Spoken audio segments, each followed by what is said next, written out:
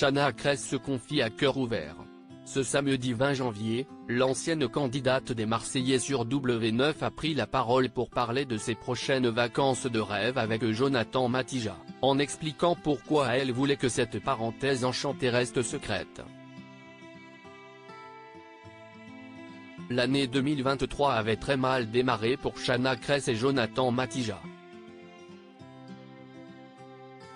Le 3 janvier 2023, les tourtereaux ont été victimes d'un cambriolage à leur domicile, dans le sud de la France.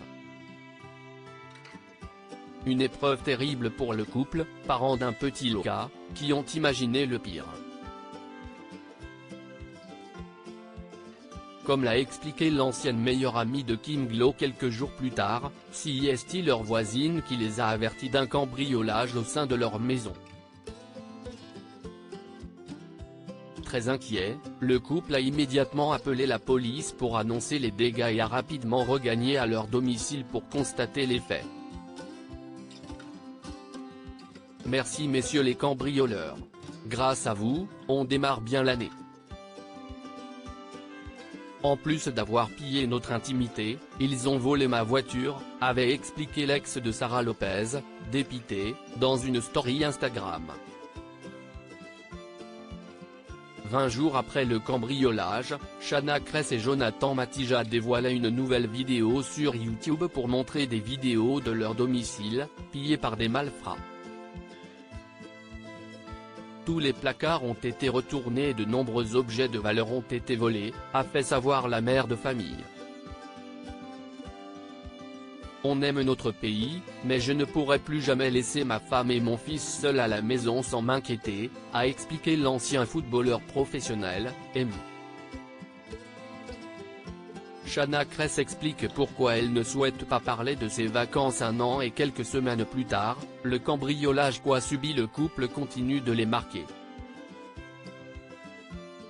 Preuve en est, ce samedi 20 janvier, Chana Cres a expliqué, par le biais d'une vidéo dans sa story Instagram, qu'elle n'avait pas voulu parler de ses prochaines vacances avec son homme, par peur de répercussions.